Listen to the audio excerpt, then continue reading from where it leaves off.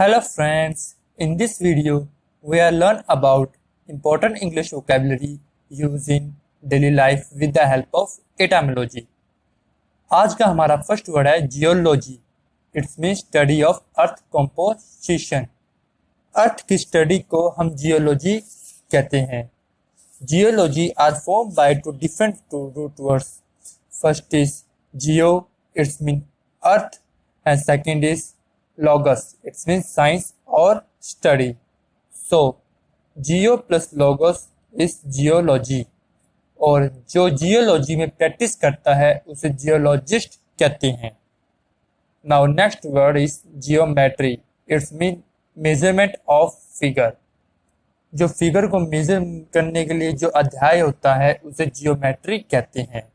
Geometry are form by two different root word. First is gee and second is metron. It's mean meter. So G plus metron is geometry. Now next word is geography. It's mean writing or mapping of earth. जो study का part अर्थ की mapping और writing करता है, मतलब उस अर्थ की shape बनाता है, उसे जियोग्राफी कहते हैं. Geography are form by two different root word. First is geo, it's mean earth, and second is graphing, it's mean to write. So Geo plus graphene is geography. Now next word is biology. It's mean life science. जो human, animal और plants life के ऊपर जो study होती है उसे biology कहते हैं. Biology are form by two different root words. First is bio, it's mean life, and second logos, it's mean science और study. So bios plus logos is biology. और जो बायोलॉजी में प्रैक्टिस करता है उसे बायोलॉजिस्ट कहते हैं. Now next word is biopsy. It means examination of tissue. Cells और टिश्यूज की एग्जामिनेशन करता है, वो भी माइक्रोस्कोप के द्वारा, उसे बायोप्सी कहते हैं. Now next word is autopsy. It means postmortem. जब किसी बॉडी या मरे हुए इंसान का एग्जामिन होता है उसे पोस्टमार्टम कहते हैं, और साथ ही साथ उसे ऑटोप्सी कहते हैं. Now next word is biography. Writing about someone life.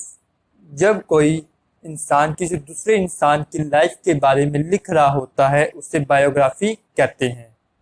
Similarly एक होता है autobiography. It's mean the story of one's life written by oneself. जब कोई इंसान अपनी खुद की लाइफ की स्टोरी लिख रहा होता है उसे ऑटोबायोग्राफी कहते हैं. Now next word is botany. It's mean study of plants. जो प्लांट्स के बारे में स्टडी होती है उसे बोटनी कहते हैं, और जो बोटनी में प्रैक्टिस करता है उसे बोटनिस्ट कहते हैं. और बोटनी एक रूट वर्ड से बना है जो है बोटेन, जिसका मतलब होता है plant. Now next word is zoology. It's mean study of animals. जानवरों और इंसानों की स्टडी को जियोलॉजी कहते हैं, और जो इंसान जियोलॉजी में प्रैक्टिस करता है उसे जियोलॉजिस्ट कहते हैं. जियोलॉजी एक रूट वर्ड से बना है जो है zoon. It's mean animal. Now next word is zodiac. It's mean path of crystalline body with animal name in astrology. Zodiac एक तरह का डायग्राम होता है जो एस्ट्रोलॉजिस्ट यूज करते हैं, जिसके द्वारा हमारे इंसानों का पास्ट और फ्यूचर के बारे में बताया जाता है. उस डायग्राम को जॉन्डिक कहते हैं. Now next word is entomology. It means study of insect. जो अध्याय कीड़े मकोड़े या इंसेक्ट की स्टडी करता है उसे एंटोमोलॉजी कहते हैं, और जो एंटोमोलॉजी में प्रैक्टिस करता है उसे एंटोमोलॉजिस्ट कहते हैं. Entomology are form by three different root words. First is en, it's mean inside, second is tom, it's mean cut, and third is logos. It means science or study. So an plus tom plus logos is entomology. Now जो ये insect word है यह भी दो root word से मिलकर बना है. First is in and second is sectus. It means to cut. So in plus sectus it means insect. Now अगर हम act prefixe जिसका meaning out होता है, अगर वो हम tom के साथ यूज करें जिसका मीनिंग कट होता है, तो हमें उस चीज़ का पता लगता है जब हम किसी चीज़ को काट के फेंक देते हैं. एग्जाम्पल के तौर पे पहला एग्जाम्पल है tonsillectomy. It's mean to cut tonsil. जो इंसानों के पार्ट का जो टॉन्सिल होता है वो काट के फेंक दिया जाए उसे टॉन्सिल एक्टोमी कहते हैं। सिमिलरली होता है appendectomy. It's mean to cut appendix. Now similarly mastectomy, it's mean to cut breast. Similarly, hysterectomy, it's mean to cut uterus. Or now next is prostatectomy, it's mean to cut prostate. Now next word is eccentric, it's mean out of center or unconventional behavior. जब कोई इंसान अपने normal nature से बाहर होकर कुछ अजीब सा या अलग से करने लग जाए, या फिर या ज़्यादा हंसने लग जाए, या ज़्यादा रोने लग जाए, या जोकर की तरह रिएक्ट करने लग जाए, तो उस अनकन्वेंशनल बिहेवियर को एक्सेंट्रिक कहते हैं। मतलब कि अपने नॉर्मल लाइफ से कुछ हटके करना जो एकदम अजीब सा होता है उसे एक्सेंट्रिक कहते हैं। Eccentric are form by two different root word. First is ek, it's mean out, and second is kentron, it's mean centre. So ek plus kentron is eccentric. Now next word is atom. It means smallest possible particle of a element. जितने भी पदार्थ हमारे nature में है उसके अंदर जो सबसे स्मॉलेस्ट पार्टिकल होता है उसे हम एटम कहते हैं। Atom are form by two different root words. First हम एक नेगेटिव प्रीफिक्स के तौर पर ए का यूज करते हैं और second is tom, it's mean cut. So A plus tom is atom. Now next word is anatomy. It's mean cutting up or analysis of animal and human. Anatomy हम उसे कहते हैं जब हम इंसानों के या जानवरों के काट कर हम उसकी बॉडी को एनालाइज करते हैं, उसके स्ट्रक्चर्स को, तो उसे एनाटॉमी कहते हैं। Anatomy are form by two different root word. First is ana, it's mean up, and second is tom, it's mean cut. So ana plus tom is anatomy. हम जो ये टॉम वर्ड है उसका एक और मतलब भी होता है, इट्स मीन डल और हैवी बुक। जो पुरानी, भारी और जो काफ़ी बेकार पेज हो जाए जिस किताब के, उसे टॉम भी कहते हैं। Now next word is dichotomy. It's mean two fold or splitting in two. Dichotomy उसे कहते हैं जब किसी चीज़ को हम दो पार्ट में डिवाइड करते, लाइक किसी बुक के हमने दो पार्ट में डिवाइड करके उसे अलग अलग दो बुक बना दी, उसे डिकोटमी कहते हैं। या फिर हम इसका एक और एग्जांपल भी ले सकते हैं, जैसे कोई इंसान सुबह बैंक में क्लरिकल का काम कर रहा हो और रात को टीचिंग का काम कर रहा हो। अगर वह इंसान दो अलग अलग काम करे तो उस काम को भी डिकोटमी कहते हैं। Dichotomy are form by two different root word. First is dica, it's mean two, and second is tom, it's mean cut. So dica plus tom is dichotomy. Now next word is epitome. It's mean essence, summary और representative.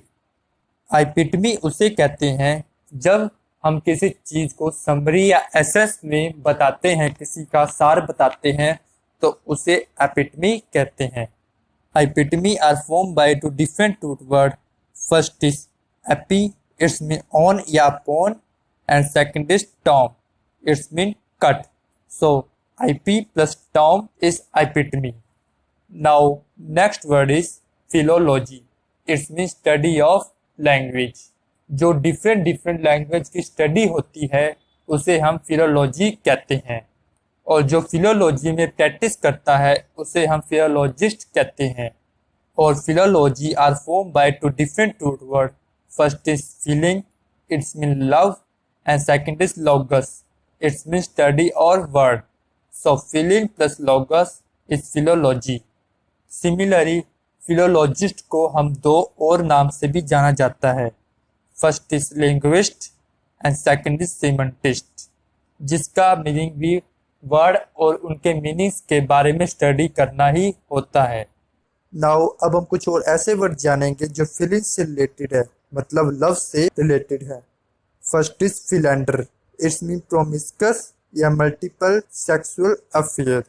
जब कोई इंसान शादीशुदा होने के बावजूद भी किसी और दूसरे पर्सन से सेक्सुअल अफेयर रखता है उसे फिलेंडर कहते हैं। Philander are formed by two different root words. First is feeling, it's mean love, and second is andros, it's mean male. So feeling plus andros is philander. Now next word is philately. It means stamp collection. जो इंसान stamps की collection करता है उसे philately कहते हैं. Now next word is philosophy. It's mean love of wisdom.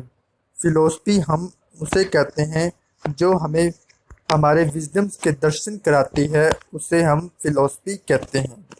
Philosophy are form by two different root word. First is feeling, it's mean love, and second is suppose, it's mean wise. So feeling plus suppose is philosophy. Now next word is philharmonic. It's mean love of music.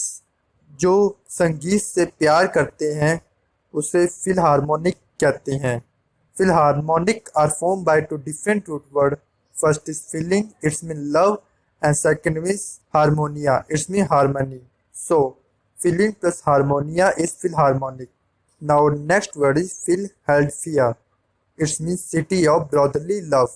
फिलैंथ्रोपिया एक तरह का शय है जो ब्रॉदरली love से related है. फिलैंथ्रोपिया एक Greek word से बना है जो है एल्फोर्ड्स. It's mean brother. Now next word is philtre. It's mean love potion. Philtre एक तरह का दवा और नशा होती है जिसे पीने से इंसान के अंदर प्यार को बढ़ाती है और उसकी सेक्सुअल डिज़ायर को बढ़ाती है, उसे फिल्टी कहते हैं. और फिल्टी को हम एफ्रोडिसिक भी कहते हैं. ये जो एफ्रोडिसिक वर्ड है ये एक ग्रीक वर्ड से बना है जो है एफ्रोडिक्ट, जिसका मतलब होता है Greek goddess of love. Now next word is bibliophile. It's mean lovers of book. जो इंसान ज़्यादा किताबें पढ़ने का शौकीन होता है उसे बिब्लियोफिल कहते हैं. Bibliophile are form by two different root word. First is biblion, it's mean book, and second is feeling, it's mean love. So biblion plus feeling is bibliophile. Now next word is anglophile. It's mean love anything English. जो इंसान English nature की बनाई हुई हर चीज़ से love करता है उसे एंग्लोफिल कहते हैं. एंग्लोफिल में एक लैटिन वर्ड का यूज़ किया गया है जो है Anglus. It's mean English. Similarly एक और वर्ड है Francophile. It's mean love anything French. जो इंसान फ्रेंच की बनाई हुई हर एक चीज़ से लव करता है उसे फ्रेंचोफिल कहते हैं. और सिमिलरली एक और वर्ड होता है Indofil. It's mean love anything Indian. जो इंसान इंडियन से रिलेटेड हर एक चीज़ को लव करे उसे इंडोफिल कहते हैं. And this is the end of the session and thanks for watching.